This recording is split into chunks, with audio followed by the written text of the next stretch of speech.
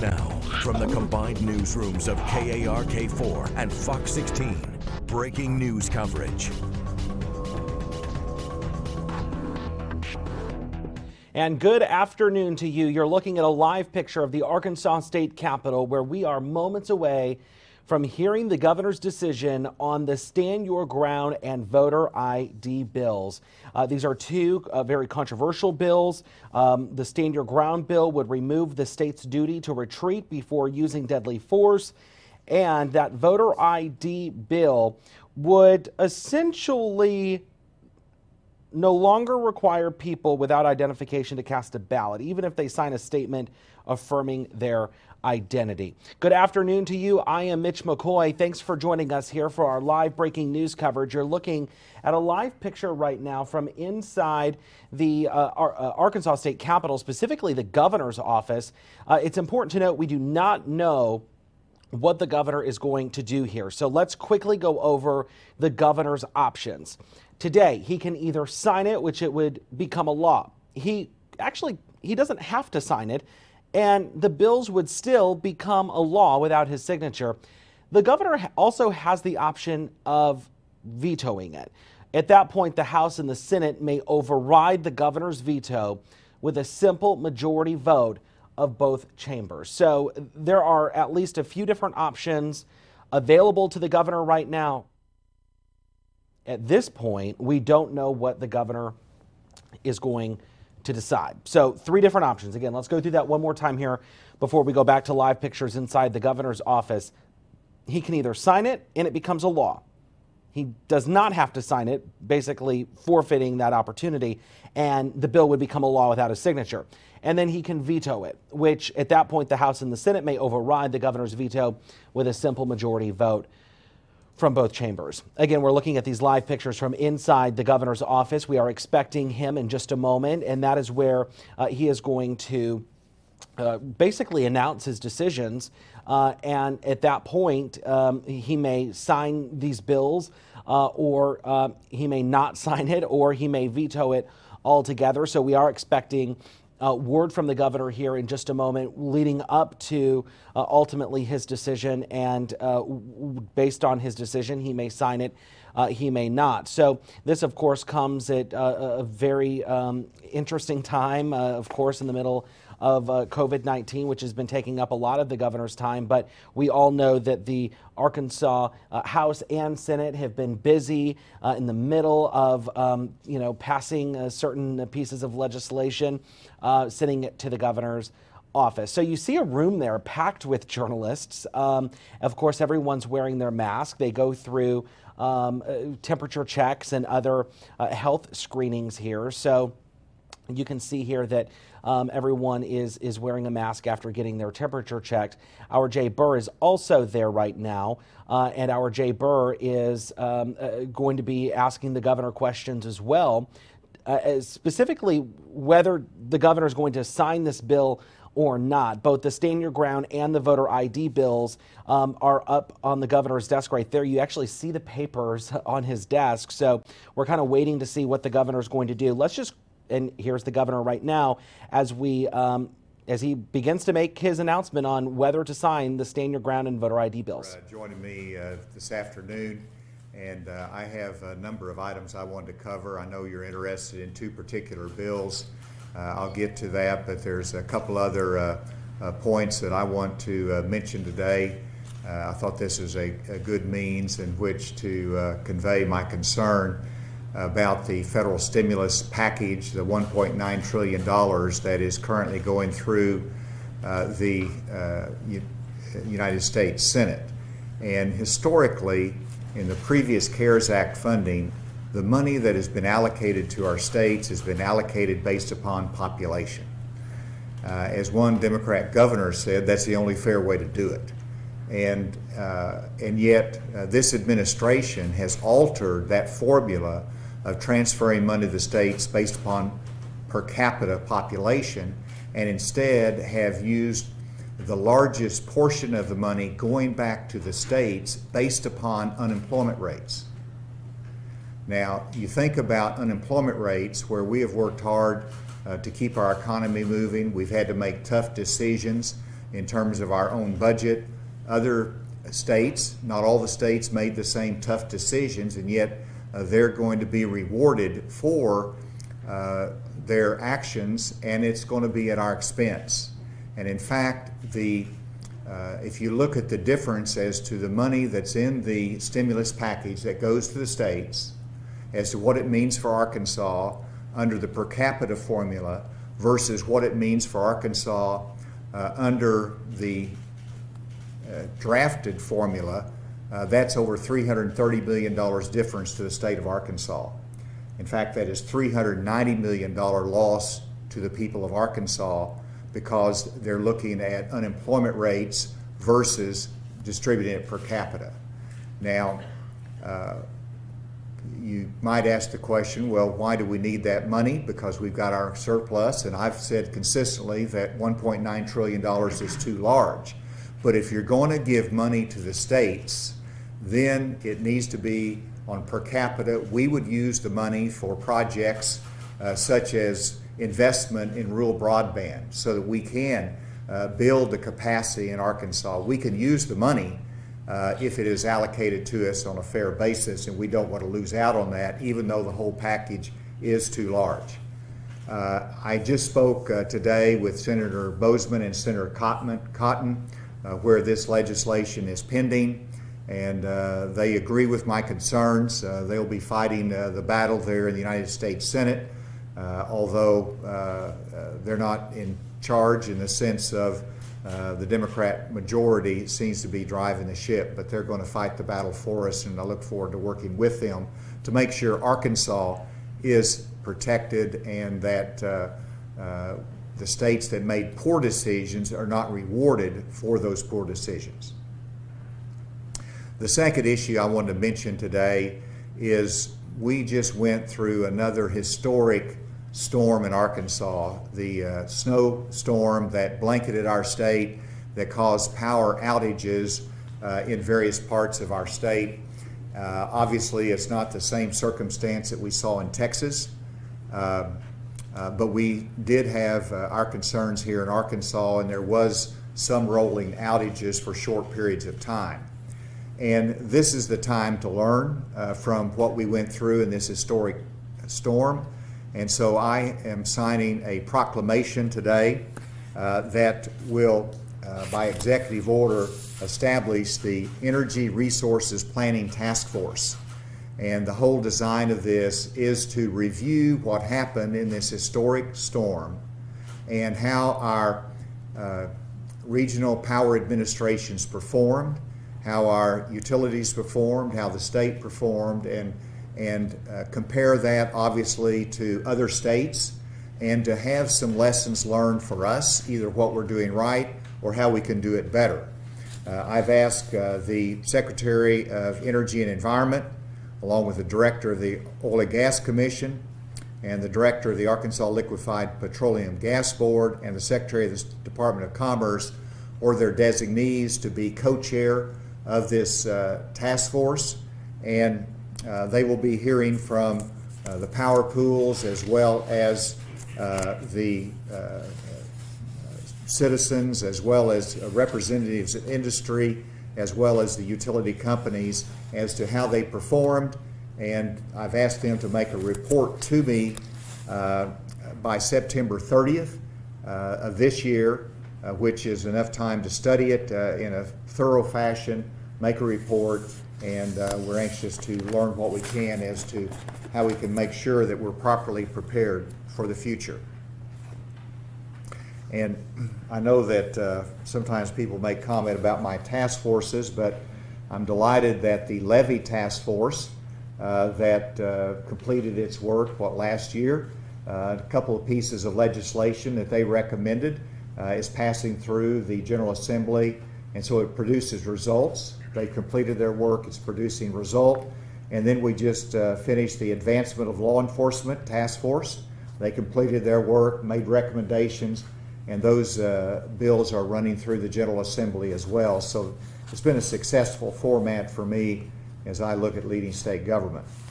And then I want to announce, in terms of SB 24, Stand Your Ground, that I will be signing that bill with this statement. While I have often said that there is no compelling need for this legislation, I'm persuaded by the changes that have been made since it was first introduced 2 years ago, and the fact that law enforcement no longer opposes the bill. I've heard from many in the minority community about their genuine fears on the impact of the Stand Your Ground bill. And for this reason, I discourage this bill from moving through the General Assembly. I have no doubt that these concerns are heartfelt and real, but there is nothing in the language of the bill that would lead to different outcomes in our criminal justice system. After listening to the fears of those opposed to the Stand Your Ground bill, I am more convinced than ever that Arkansas must pass meaningful legislation to address crimes committed against citizens solely for who they are and what they believe. The justification for Stand Your Ground laws and laws addressing targeted crimes are the same. The fundamental right of all citizens to feel safe. Arkansas is the last of our neighboring states to remove the duty to retreat prior to using deadly force in self-defense. Well, likewise, 47 states, including our neighboring states, have laws addressing crimes targeting citizens because of certain characteristics. Many citizens feel strongly that crimes committed against Arkansans because of their race, their religion, sex, or other characteristics are particularly heinous, and our laws require emphasis of that fact. In the spirit of concern for the safety of all of our citizens and joining fellow states in enacting legislation to address common issues, I hope that the members of the General Assembly who supported SB 24 will also support legislation like our neighboring states and 47 other states, emphasizing that Arkansas will not tolerate crimes targeting its citizens for who they are. That is what I hope that whenever this session is over with, we can look back and say, yes, we passed Stand Your Ground legislation, but we also passed very important legislation that would protect citizens of Arkansas from being targeted so that we can make sure that all citizens feel safe. Now, before I turn it over for questions, there's one other bill that's pending, and that is HB 1112, the voter ID law. I will also be signing this bill. And on signing this, I wanted to issue this statement. I've consistently supported a voter identification requirement as long as there is state assistance for anyone who does not have personal identification. The voters passed Amendment 51 to our Constitution, which requires acceptable forms of voter identification. The General Assembly also passed a law that provides anyone who does not possess photo identification may receive one free of charge. And this is very important. House Bill 1112 carries out the strict requirements of the amendment, and it is important that this new law be monitored, and if voters are not provided necessary assistance in voting, then the General Assembly should change the current law to accommodate the needs of those voters who would otherwise not be able to cast a ballot. So with that, I will sign both of those into law, and with that, I'll be happy to take any questions. On SB 24, you mentioned hearing the concerns of the minority community.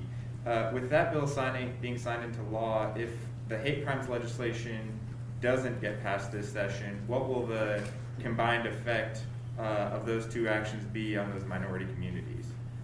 It won't be good. I mean, that's exactly the reason I redoubled the efforts to pass legislation that will protect citizens of Arkansas from being targeted for who they are or their race. And so I understand the fear. I do believe the law is not problematic in terms of the language of the legislation. But in terms of the reaction of people to that legislation, I am concerned as to how they would interpret this, as to how they will interpret their use of firearms, even though the legislation itself does not, even the sponsors say, it doesn't change that much. And the prosecutors being neutral on it, and the law enforcement makes a difference to me.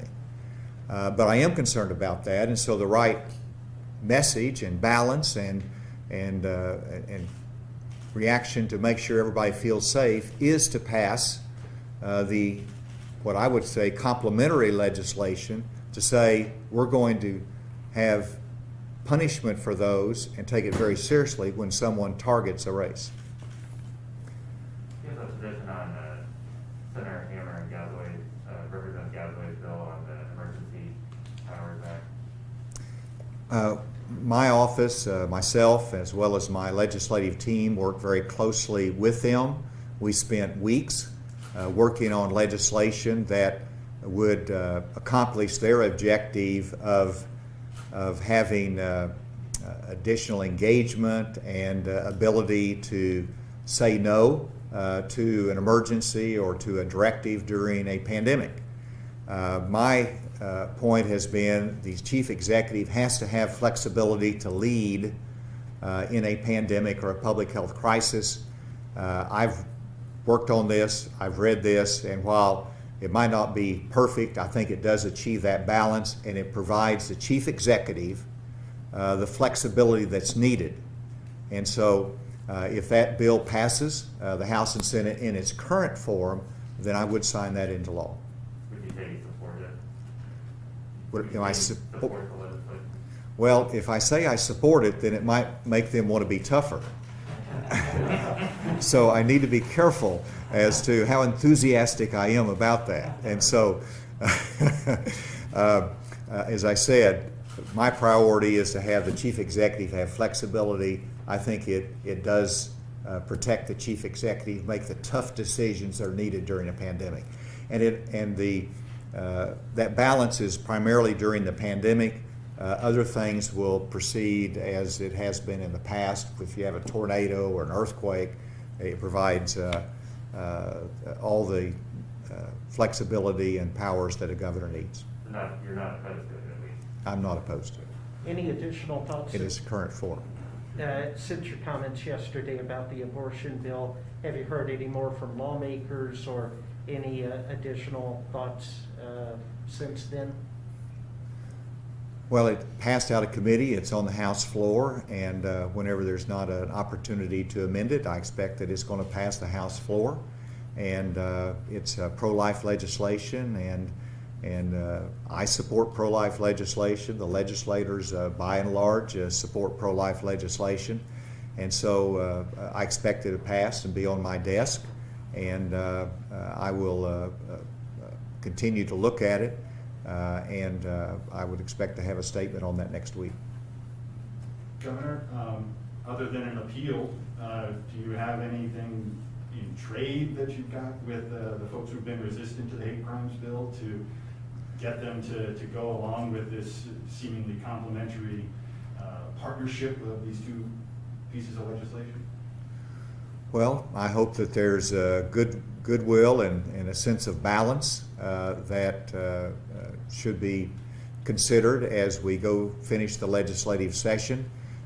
In terms of working it, I know that there's many other legislators that are working on this, and that I hope that they reach an acceptable bill that accomplishes the purpose, but yet can achieve the vote. So I know that there's a lot of work going on behind the scenes, and I'm glad that the legislature is engaged in that, and so I'm hopeful that we can be successful.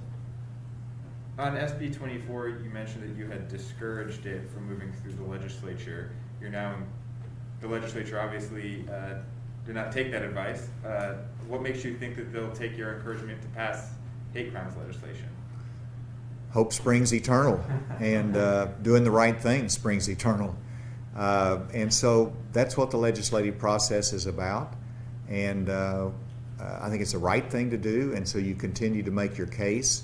And whenever I said that about SB 24, as you know, I consistently made the comment that I did not see it as necessary. I did not see it making a big difference. The sponsors acknowledged that, and I generally try to avoid unnecessary legislation because it can yield unpredictable results. And so that's the reason I discouraged it.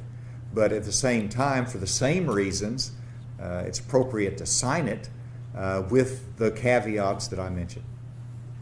We've done dozens of stories last year related to the unemployment issues. Most recently, Monday, at least 30,000 Arkansans still are, their status has remained limbo. How are you addressing this?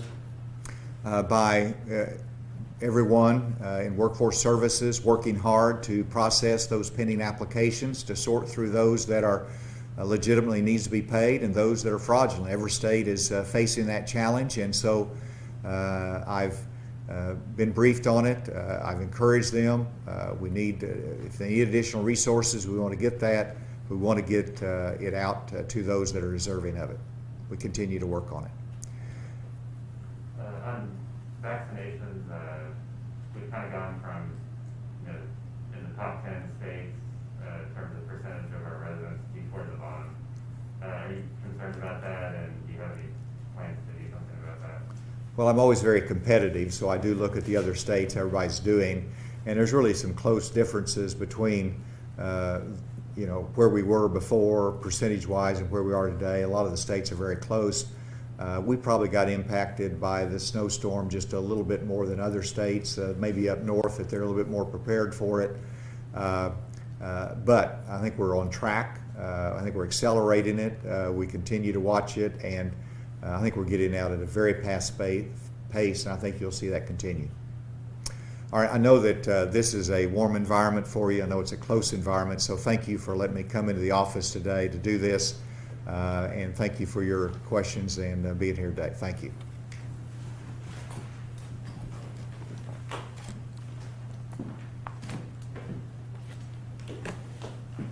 And there's Governor Asa Hutchinson just a few moments ago announcing that he will be signing the Stand Your Ground and the voter ID bills into law. This was an announcement that we've been waiting for some time. We've known for the last several days that the governor was going to have to make a decision on this, and you have his decision. His decision has been made, and the governor says that he will, in fact, sign both the Stand Your Ground bill and the voter ID bill into law. One could assume that that's going to be happening here in just a few moments. We will wait and see once everything is made official there. Also worth noting here that the I guess the governor said that he had no real compelling reason to not sign the Stand Your Ground bill into law, saying that law enforcement agencies, according to what he was saying, supports it now. And then also saying that the voter ID bill, he supports that because he does believe that as long as there's state assistance for people without an ID to get one, then things should be good. That according to the governor just a few moments ago. Let me again just recap for you while we were waiting for the governor to make his decision. These were his options today. He could either sign it, it becomes law. He could not sign it, and the bill would become law without his signature, or he could veto it, and the House and Senate may override the governor's veto with a simple majority vote of both chambers.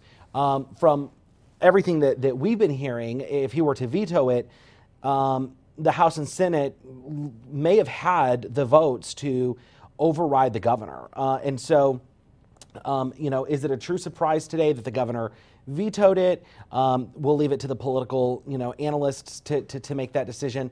But for the most part, some people may not ultimately be really surprised with the governor's decision today to sign this bill, both of the bills, in fact, into law. Worth noting here that R.J. Burr has been inside that meeting there with the governor and saying that, again, that the Stand Your Ground bill, a lot of law enforcement, according to the governor, agencies support it. Worth noting, there was a lot of opposition to that. We had seen fairly small rallies outside on the grounds of the state capitol. You see that picture there. But the NAACP was a fairly large organization that opposed that Stand Your Ground bill and opposed the governor signing it into law. So we have seen that over the last several days where people would come out and we would have people rallying at the Capitol, and the NAACP was a strong voice and power voice in this conversation. I was just talking with folks that R.J. Burr had been inside the meeting there. We saw him with his mask on. They're packed in the governor's office. Jay Burr is joining me live right now. Jay, not a huge surprise here, because we were just talking with folks about the governor's 3 options. Political analysts saying that if he were to veto any of these bills, the House and Senate would have likely been able to override his veto. Tell me what your thoughts are. Give us a recap on what you heard, your major takeaways today. So yeah, we kind of assumed, all of us in that room there, that this was probably going to be the route that the governor was going to take.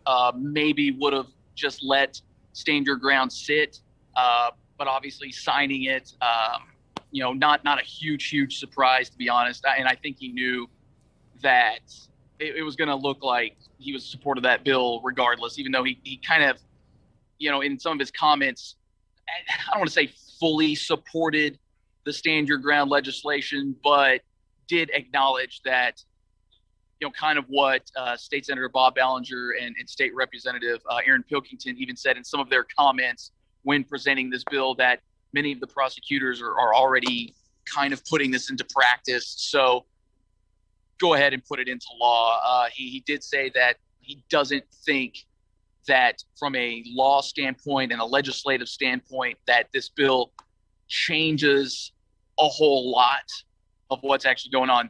His biggest concern, though, is how are citizens going to interpret this law? And he also did say that he wanted this bill to pass also in conjunction with the hate crimes bill. We haven't heard much on that. It was filed very early on. There just hasn't been a lot of action or traction on that bill making its way through the legislation just yet. But it will be interesting to see if that does garner some more support. This could be one of those things where, hey guys, I'll sign this bill if you vote for hate crimes, things like that. So it's going to be interesting to see how much, political gamesmanship was involved in this. And he does say that if the hate crimes bill doesn't pass, that it's not a good look. He did mention that Arkansas was the last state amongst the neighboring states surrounding Arkansas to have a stand your ground bill. Also mentioned that Arkansas would be the last one of the neighboring states to have a hate crimes bill. So he's really hoping that both of those will end up passing in conjunction with each other. He was kind of giving a hint almost, right? I mean, could one assume that was kind of a hint to lawmakers at both the House and the Senate to, hey, I'm passing this. I hope you're hearing my message. Was that what the governor was doing? That was kind of the vibe that I got. It's kind of a, hey, scratch my back, I'll scratch yours kind of a vibe. And again, I think the governor knew when it came to this bill, the chips were stacked pretty well against him. If he were to veto this, it was probably going to be easily overridden. And, whether or not he seeks any higher office of any kind, there's going to be that little bit of a political stain that you had something overridden, and especially something like a Second Amendment type of bill, type of law would be against his record. So, and I think he just knew it's going to be put into law. I'll play ball with you guys. Now play ball with me when it comes to the hate crimes bill. What do you think opposition is going to say today? Obviously, they were not for this. The NAACP had come out against it. They had a rally at the state capitol just within the last week. What do you think the message is going to be from some of those organizations today? I think they're going to, voice their disappointment in the governor signing this bill. It's one of those things where you don't know what would have happened or how would people approach it if it was an overridden veto. But I think a lot of people were really trying to cast those last voices to the governor to not sign this bill. But yeah, I think you're going to see a lot of disappointment.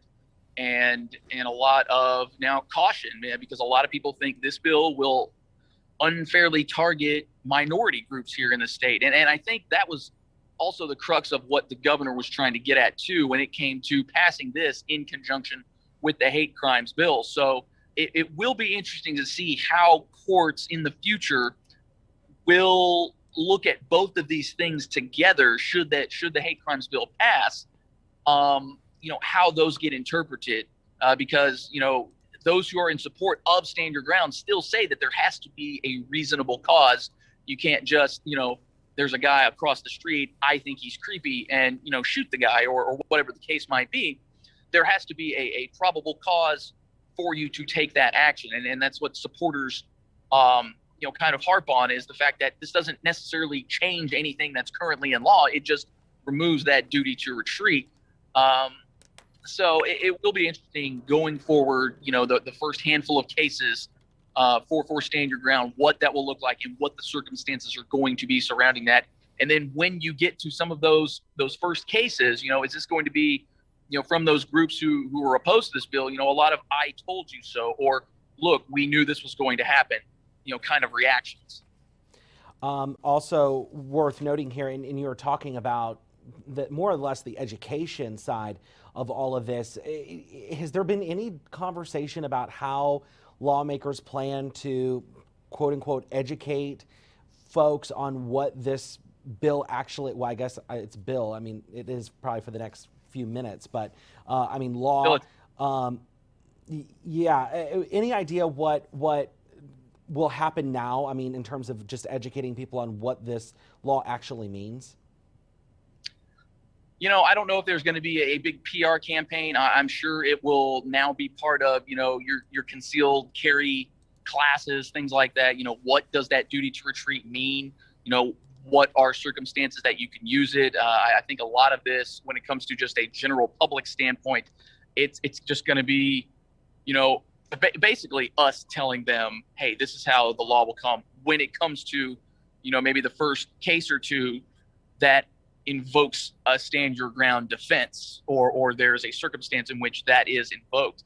And so, I don't think there will be a big, government PR campaign to tell people, hey, this is what we mean by Stand Your Ground. And the governor even saying he does have some concern about how citizens are going to interpret this law. Sponsors of the bill say this will provide some clarification to self-defense laws. Other people say this now muddies the waters. So I guess we'll kind of see going forward, in those first couple of cases, how this gets interpreted. And obviously this will be one of those laws where it's going to have to be the circumstances that are going to have to be reviewed and looked at by prosecution or defense to be able to sort of set the tone as to what that interpretation is. Yeah, you're absolutely right. Our Jay Burr has been covering this story for honestly, ever since the General Assembly started meeting about it. Jay, I appreciate your time today. I know that you are working on all of our newscasts here today, so I'll let you go. Jay Burr, thank you, sir. Sure. Anytime, man. Appreciate it. You can join Jay starting at 4 o'clock on Channel 4, where he'll have another update on this breaking news story. He's, of course, going to start working with some of his sources as well, trying to gather information as we learn now that the governor will sign not only the Stand Your Ground bill into law, but that voter ID law. Of course, earlier we've been telling you last month that the House approved this measure, and under the state's current law, a voter who doesn't present photo identification but signs a statement can cast a provisional ballot, and that will be counted unless the county election commission finds it invalid. And so, long story short, this vote now, this bill will no longer allow people without identification to cast a ballot. So long story short, that is what you have on the voter ID law. And at this point, as we learned that the Stand Your Ground bill will in fact become a law, we're learning that the governor said that a lot of prosecutors are already in this mindset, saying that law enforcement also agreeing. We are right now actually getting multiple statements from organizations, and the newsroom is actually feeding me this as we go, so bear with me here. We've just received a statement from the Arkansas chapters of Moms Demand Action and Students Demand Action. They are, of course, in strong opposition of the Stand Your Ground law. Let me go ahead and try and, we won't be able to pull it up for you. However, I do want to read that, at least in part. A volunteer with the Arkansas chapter of Moms Demand Action saying that the evidence is stunningly clear. This law will make Arkansans less safe. Looks like this statement goes on to say, but instead of following the evidence and listening to the overwhelming opposition to this deadly bill, too many of our lawmakers cave to bullies, like some of the sponsors of this bill, saying shame on them, quote, is exactly what the Arkansas chapter's Mom Demand Action are saying right now. And then the NRA just issued a statement here. They are in support of this Stand Your Ground bill. The NRA saying this law ensures the rights of law-abiding Arkansans are protected, and that's coming from the executive director of the NRA. There's been a lot happening over the last, it looks like we've been on for the last 35 minutes now. Let's just recap for folks what we know as we begin to wrap up our special report here. We just learned Arkansas Governor Asa Hutchinson will sign two bills into law, the Stand Your Ground bill and the voter ID bill. Both will be signed into law by Governor Asa Hutchinson. This comes after strong opposition, specifically on the Stand Your Ground bill. According to opposition, they feel that that this just shouldn't have been signed into law. And the governor saying that a lot of prosecutors are already under this mindset, saying that law enforcement agencies are also in agreement here. So these statements are going to continue to come in throughout the afternoon. We're going to continue to update our website, KARK.com and Fox16.com, as these statements continue to come in. And again, we just had that statement from the Arkansas chapters of Mom Demand Action and Students Demand Action. We also just got that statement from the NRA. Of course, two different points of view here as we learn that according to the governor, he will sign this Stand Your Ground bill into law, and we'll sign that voter ID bill into law as well. We will continue to follow this breaking news story both on air and online. Our Jay Burr is there at the Arkansas State Capitol continuing to work his sources as we learn that the governor again will sign the Stand Your Ground and the voter ID bills into law. This has been breaking news from KARK4 and Fox 16. We will continue to have updates on this story throughout the day.